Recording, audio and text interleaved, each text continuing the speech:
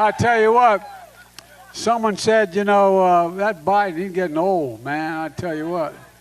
Well, guess what? Guess what? Guess what? Well, guess what? And guess what? Well, guess what? And guess what? Well, guess what? And guess what? But guess what? Guess what? Guess what? And guess what? Well, guess what? But guess what? Guess what?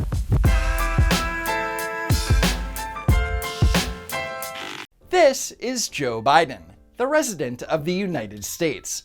For the last 2 years, poll results have shown that when it comes to the 2024 election, voters believe that Joe Biden's age is a huge factor.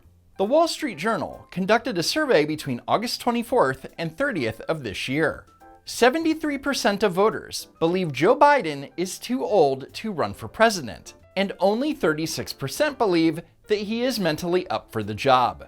And an AP NORC poll conducted 2 weeks earlier asked respondents if they thought that Biden was too old to effectively serve another 4-year term as president. 77% said yes, he was too old. This includes 69% of Democrats and 89% of Republicans. And poll respondents have been consistent in saying that Joe Biden is too old.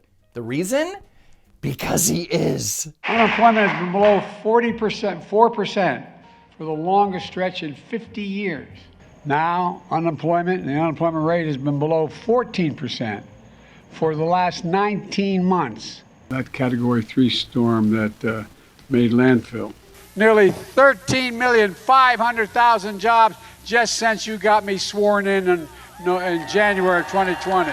You know, I wouldn't have been elected to the United States Senate in the first place were it not for Philadelphia. That's not a joke. All the help and support I got from Philly. What does a large city in Pennsylvania have to do with running for Senate in Delaware?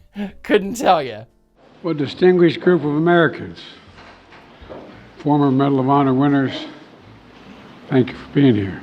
First of all, you don't win the Medal of Honor. You receive it. It's not a contest. Second, you can't be a former Medal of Honor recipient. It's like saying you're a former Super Bowl champion or a former veteran. Our Secretary of the Defense, Austin, Secretary Austin, Secretary McDonough, the Secretary of the Army, Warmoth, Chairman Milley, and Senator Senator Blackburn. Joe Biden is not with us. But sure, 6 more years, guys. Next, while being forced to survey hurricane damage in Florida, Biden was asked by a reporter why he had yet to visit East Palestine, Ohio, which was the site of a toxic train derailment that occurred 7 months prior. Well, I said in March that you were going to East Palestine, Ohio. How do you talk about East Palestine? Well, I haven't had the occasion to go to East Palestine. There's a lot going on here, and I just haven't been able to break. When that question was posed, it had been 211 days since February 3rd, the day of the train derailment. So claiming that he hadn't had occasion to go is complete bullshit. Because from February to Labor Day weekend, Joe Biden has spent 35 days in Delaware, either at his home in Wilmington or at his home in Rehoboth Beach. Furthermore, he was on vacation for nearly the entire month of August. Biden spent a total of 18 days either in Delaware or Lake Tahoe. But you know, those dates were set in stone. You can't just cancel a day of your vacation. Come on, man. The fact is, he doesn't care about East Palestine. Hell, he can't even pronounce the name of the town correctly. I was thinking whether I'd go to East Palestine this week, but I then was reminded I've got to go literally around the world. I'm going from Washington to India to Vietnam and so it's going to be a while. Yeah, he's never going to go, is he? Oh, by the way, the reason I'm here today, just for one day, I know I'm on vacation. I'm not. I have no home to go to. I have no home to go to, he says. Doesn't this jackass live in the White House? Secret Service has torn my house up in a good way to make it secure. So I have no place to go when I come to Delaware except here right now. I'm only here for one day. No, he was literally there for 2 days. Are you homeless? No, I'm not homeless. I just have one home, my beautiful home. But I'm down here for the day because I can't go home. So poor Joe Biden is complaining that when he was in Delaware that weekend, a place that he did not actually have to be, he could only stay at his beach home. Sad, really. Anyway, on Labor Day, the White House announced that Joe Biden's wife, Dr. Jill, had tested positive for COVID. Which is weird because I was told that if Joe Biden was elected president, that COVID wasn't going to be a problem anymore. I'm going to shut down the virus. I'm going to shut down the virus. I've said it before. I'm going to shut down the virus. As I said before, I'll shut down the virus. I've said before, I'm going to shut down the virus. I've said it before. I'm going to shut down the virus. Womp womp. As far as the steps he is taking, since the president was with the First Lady yesterday, he will be masking while indoors and around people in alignment with CDC guidance. And as has been the practice in the past, the president will remove his mask when sufficiently distanced from others indoors and while outside as well. So Joe Biden is going to follow CDC guidelines and follow the science, unless he doesn't feel like it. For example, Joe Biden presented the Medal of Honor to Vietnam War hero Larry L. Taylor. And as you can see, Biden is not quite sufficiently distanced from Captain Taylor. But then something bizarre happened, and I need to set it up. The way Medal of Honor presentations normally go is that the president presents the medal. Then there is a benediction. Ladies and gentlemen, please receive this benediction. Gracious and everlasting God, as we depart this ceremony, inspired by the courageous actions of Colonel Davis. And then Biden is supposed to walk out with the recipient. However, during the presentation with Captain Larry Taylor, Biden was seemingly confused and abruptly walked out right before the benediction, leaving Captain Taylor alone on the stage. And it's moments like this which reinforce their perception that Biden is not mentally fit to serve as Commander-in-Chief.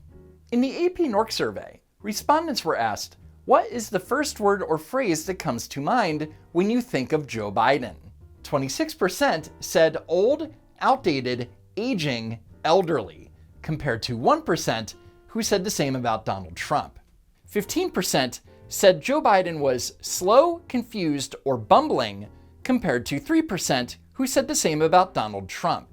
But according to White House press secretary and historical figure Karine Jean-Pierre, when Biden walked out of the ceremony, it was totally planned. And he left as planned, as it was planned.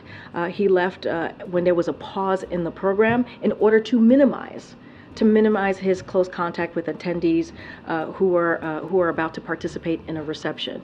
Wow, they really think you're that stupid, America. They're saying that Biden left 2 minutes before the ceremony ended to minimize contact.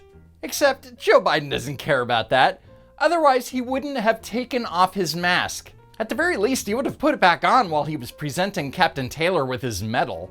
And you all reported that and noticed that he left when there was a pause in the program because, again, he wanted to minimize certainly his impact on folks who were there. But if Biden really wanted to minimize the impact, then why didn't he put his mask back on before walking past dozens of people on the way out? Which is weird because I was told that if you're exposed to someone with COVID, that you need to wear a mask to stop a potential spread. Masking. Masking is an important tool to control the spread of COVID-19. And when you're indoors in public places, you should wear the mask. Mask up. Mask up. It's a patriotic duty.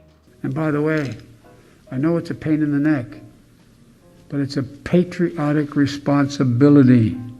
It's a patriotic responsibility. Mask up, America. Mask up. 2.5 years later. Hello, everybody. Let me explain to the press. I've been tested again today. I'm clear across the board. But they keep telling me because this has to be 10 days or something, I got to keep wearing it. But don't tell them I didn't have it on when I walked in. So Biden is supposed to be wearing a mask indoors. I mean, that's what his press secretary told us. The CDC guidelines recommend, as I said before, as you all know, a combination of masking, testing, and monitoring for symptoms.